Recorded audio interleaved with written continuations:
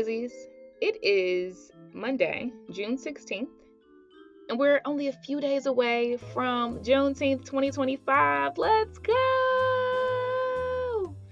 Clearly, I'm excited, and I hope you are too. I'm really looking forward to being in community, being in commemoration of our resilience, our culture, our heritage, our will, our futures. And I hope you find yourself somewhere special this week, whatever special is to you, right? Whatever is food to the soul for you, because it matters, right? Today, I want to be sure to continue to help fortifying your business, right? Continue to make sure that you understand how to make financially sound decisions and really feel like you have a command of where you're going, right? And how to capitalize this thing, right? And so today I want to talk about 4 clues that your business model needs to shift. Okay? I'll give you 4 clues that your business model needs to shift. And when I say business model, that's a term that I want you all to really understand. Business model is how you make money. That's what people mean by business model, right? Some people have a subscription-based business model. Some people have a SaaS business model where people pay for software as a service. Okay. Some people have direct-to-consumer business model where they're making proceeds on every sale that they make with consumers. I want you to be able to assess, right? Have a gut check around when your business model needs a shift as it relates to your profitability, right? And your cash flow and your runway, right? Your ability to sustain. Okay. And so let's get into it. So clue number 1 is you're making sales, but not keeping profit. You're making sales, but not keeping profit. So your services are being booked, orders are coming in, right? You see the Stripe account and the PayPal account, whatever you're using, go up. But then at the end of the month, there's barely anything left, right? So when you think about these 30-day cycles, there's barely anything left. This is always a sign that your cost structure is off. So you're making money. Customers understand what you're selling. They're buying it. They desire it. Beautiful job, right? But your gross profit margin is probably too low, right? So gross profit margin is what's left after you cover the cost of those things that it takes to make that sale. Right? So if you're selling a candle, the vessel costs something, right? The wax costs something, right? The wick costs something, right? The packaging, the branded packaging, it costs something. Maybe your gross profit margin is too low in that whatever they're paying for that sale, by the time you cover the expenses that are associated with the cost of making the good, you don't have much money left. And that's before you even get to your operational expenses. Your operational expenses are just the stuff you're going to have to pay regardless, right? What does the internet cost? What does the admin assistant cost in payroll, right? What do your software subscriptions cost? Your HubSpot, your MailChimp, whatever you're using to send on your emails. But something isn't aligned in that you make these sales, but 30 days later, when the month ends, you barely have anything left. Right? If this is you, it's a clue that your business model needs some shifting. And so what I recommend you do is start tracking, right? And really now, okay? Like really now. Like start tracking your gross profit margin, right? So you make the sale, what are the costs associated with that? One is probably your processing fee, right? You're probably not getting 100% of what they paid. PayPal is probably taking it down about 3%. Right? If you're using QuickBooks or some other processor, Stripe, right? They're probably taking it down by 3%. Check into that. So that means it's only 97% left out of the gate in gross profit margin. Right? And if you're doing instant payouts because you actually need the money immediately,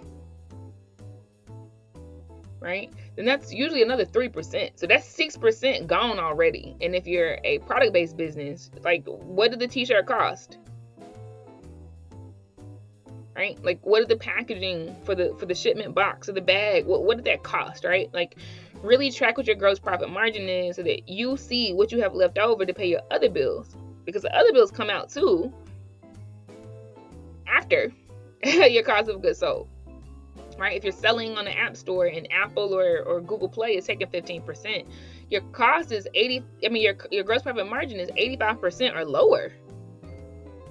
Right? Like really assess what that is. And it's only after that, right? Let's say your gross profit margin goes down to 70% after you account for the true cost of goods sold.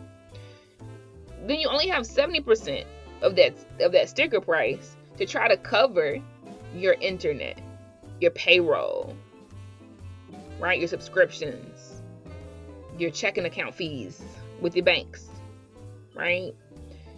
Take a look at that, because profitability is what is left over after all of those expenses, right?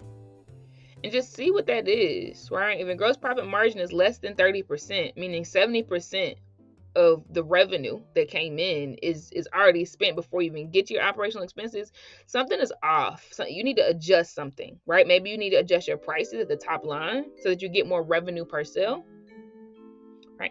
Maybe you need to reduce some of your cost of goods sold. Maybe you need to find better vendors that are more affordable, whatever, right? But let's look into that, okay? Because in this case, increasing your number of sales won't fix this margin problem, right? If your cost of goods sold are doubling every time you double your revenue, right? Like, we really need to get into the percentage base, right? Is it 70%? Is it 30% of what your revenue line is? But hopefully that helps, okay? Now, clue number 2, I kind of hinted to it, but you're always in a cash crunch, right? So this is a little different. I'm not talking about in 30 days there's nothing left. I'm talking about you are waiting on pins and needles for every invoice to be cashed out. It's a lifeline for you. You're stressed about payroll. You're stressed about every bill.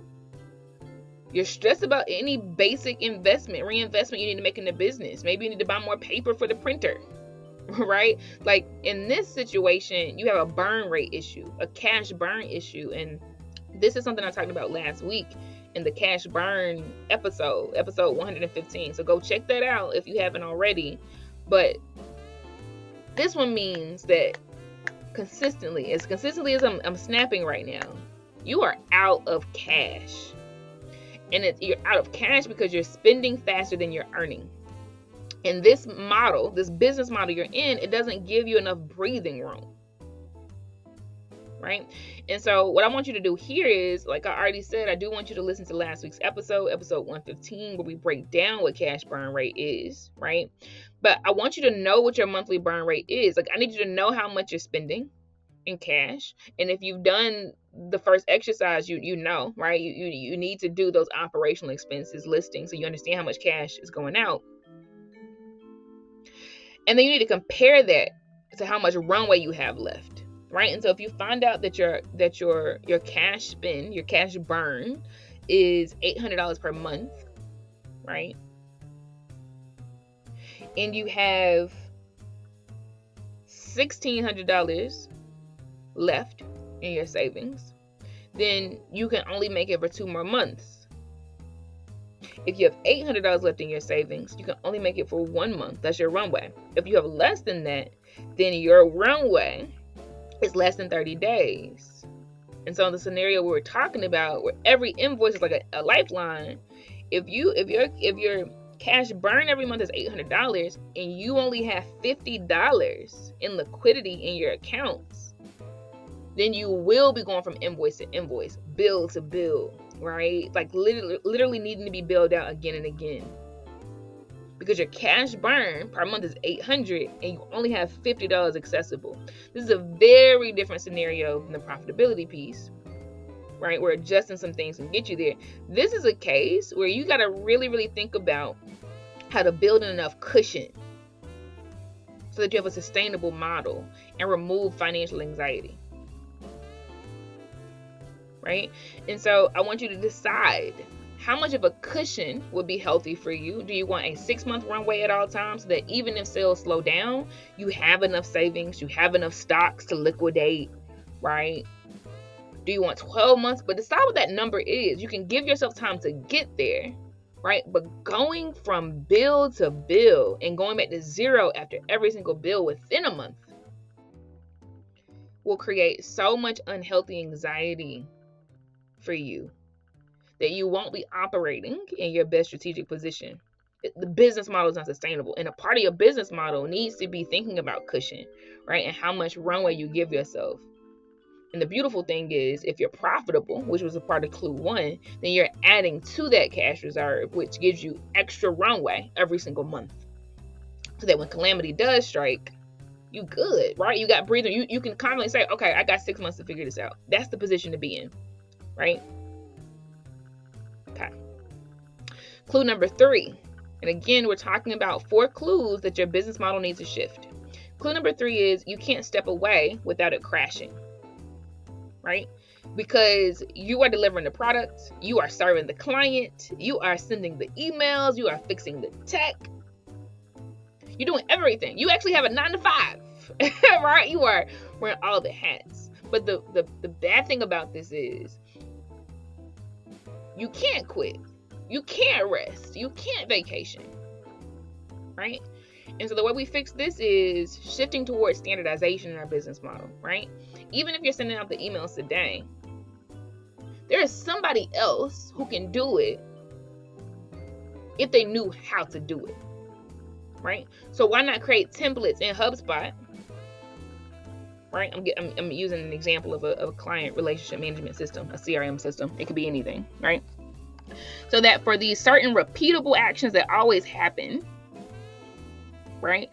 Somebody else can use that template and send it off when you want to. Maybe it's just when you go on vacation, right? Maybe it's just when you take a sabbatical. That's fine, but create the standard, right? Create those email automations so that you use it in Zapier. So when one action happens, somebody joins the email list, somebody downloads your app, somebody downloads your freebie, whatever, it triggers that next thing. That is standardization, because no matter how many times it happens, a standardized response will follow again and again, right? Maybe it's a summit you put on. Blaze Group used to put on these summits, the Blaze Virtual Summit, right? Very expensive. We used to have like 30 to 50 vendors, about 30 speakers. It would be 5 days long. We would always have 2,000 to 3,000 folks registered for every one of these. Very, very dynamic, but very, very standardized. There was a playbook, a project management step for every single thing that needed to happen over the course of 90 days. And whether that was hiring one person to help or 5 people to help, everybody had a playbook. It was written, documented, linked, screenshot, right? It was standardized. It was conceived by me. It came from my brain, right? But if I needed to pivot out of anything, there was a playbook for folk to follow, right? So document how things need to get done. Automate what you can as well. Make sure you price your services so that you can hire help, right? That payroll line needs to be easily embedded in whatever revenue you're making, right? And then be able to delegate. And what you delegate will change from time to time, but make sure that there's a standard for how your business operates, right? Make sure there's enough profitability and cash runway to be able to hire and help for those things that are repeatable and in season, right? And delegate so that when you do need to take a breather, or fly out for that speaking conference, or be part of this news press run or whatever, right? You can do that because you actually have a business, right? And systems will bridge you to freedom, for sure. Chaos, not so much, but systems will. And then that brings us to our 4th clue, our 4th and final clue that your business model may need to shift. It is your customers don't stick around. So in this case, you're getting attention, right? Maybe the memes are hitting, right? But people aren't staying, right? And worse, maybe they're confused about what it is that you do. They can't even articulate what you do. They can't tell people what you do. They can't even say it to themselves, right? And I've seen this a lot where virality has been the goal, not vitality, not sustainability, not durability, just virality, right? But when I ask, okay, dope. Well, how much money have you made in the last 12 months? It's crickets, right? This means the business model needs to shift. We got to be anchored in something real, right? We have to be anchored in a value proposition, because once you're clear about what your value proposition is, your customers, your prospects will have clarity as well, right? So have a good product. That's first and foremost, right? But the positioning of that product, the communication around that product, making sure that it resonates with the people you're targeting, that is huge. Otherwise, your business model is out of whack. You need to be very clear on what problem it is that you're really solving. Like, what problem are you really, really solving?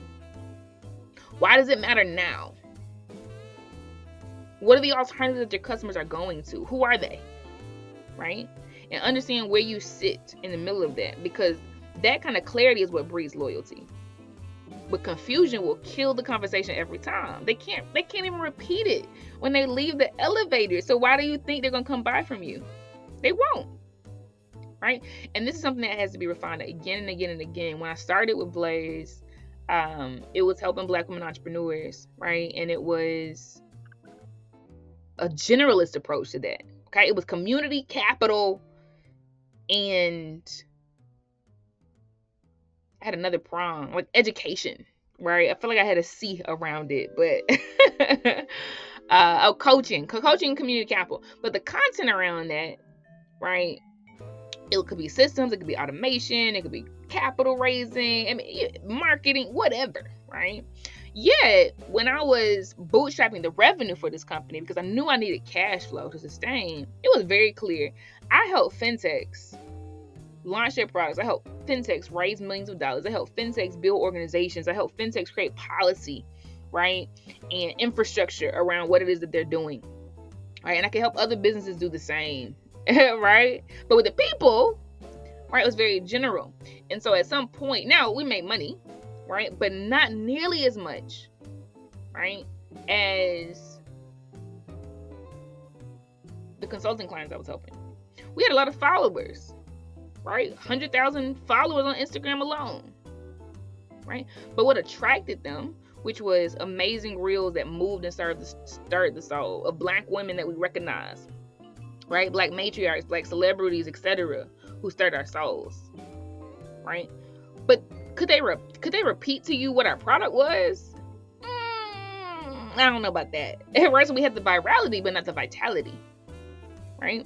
And a pivotal moment for me was, I'd say 2024, actually.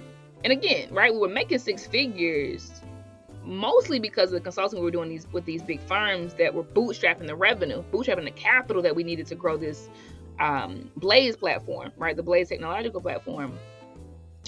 But my husband said to me one day, okay, so you got this over here that's clearly finance, and you got this over here that, what is it, right? Like, what is it? I can't tell you what it is, right? You got followers, people feel emotionally drawn, right? But what is it? Because you're giving them a little bit of everything. It's not just finance, right? So that happened. I needed that. Big ups to my hubby, big ups to my family, right? This is a beautiful family-owned business, right? My pops and my uncle, so many people show up for me, my business that way. And then when I went to Essence Festival, I spoke twice. I spoke once about running or the importance of getting into accelerators, incubators, etc., right? And another talk on AI for business, okay? And both have been adjacent to Blaze, right? Like, we've been inside of them, we've done them, right? We use AI, we build AI. But as I walked around that festival that attracts over 500,000 people per year, right, I saw that it was very, very, very, very, very few people who looked like me, man or woman, who had deep financial knowledge and the ability to articulate it in ways that anybody can understand. But that's my gift, right? And so I saw what my husband was saying personified, right? And I decided then, oh, no. We are unequivocally a financial education and consulting platform, period. Right? Our people are in need of that, and they're not swimming in options. They're not, right? And that clarity around my value proposition, y'all, where people can spout that out. I started seeing when people were posting on their social media channels, they were saying, if you need to understand finance, Blaze your people. People are tagging me under LinkedIn posts. Here and there, somebody needs a finance education company. Somebody needs a specialized technical assistance person to come in and help entrepreneurs with finance. I'm tagged in all of these places. Going back to Essence Festival this year, I'm talking about 3 different speaking sessions entirely on finance. Right? We're anchored. Right? And so that breeds retention, right? Because as the problems, even my customers, as the problems change, right? As the businesses mature, as the complexity shifts, right? They know why they're there. Right? And so clarity creates loyalty, confusion kills the conversation. May you do well and be well. That is all for this week. Until next time, for those of you who are listening inside of the Blaze Group app, remember that we're helping you track your profitability. We're helping you journal through your business pivots and your new ideas, right? We have tools to help you make grounded decisions that are backed by data and not guesswork. And so I encourage you right now to complete the journal prompt. That's going to really help you reflect on all 4 of these clues and strategize for a more refined approach in your business model. That's it for this week. Be sure to share this podcast with other entrepreneur friends in your community. Tag us on social if this resonated. We want to hear how you feel about this. Rate us. Please do subscribe. And take care of yourself. Stay rooted, stay clear, and stay building. Happy Juneteenth. Peace.